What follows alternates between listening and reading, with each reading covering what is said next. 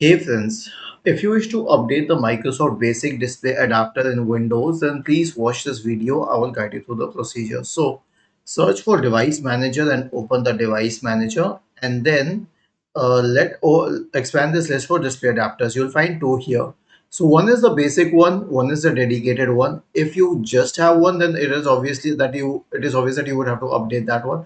But if you have more than one, then if you find something like an NVIDIA, GeForce, RTX, etc., etc., then that is the dedicated one. So the other one will be the basic one. But here's one thing: if you are confused, then just update all the adapters to be on the safer side.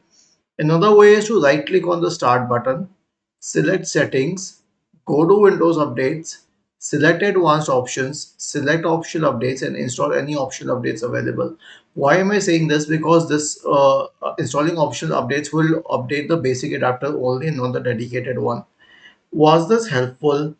If yes, then please subscribe to the channel.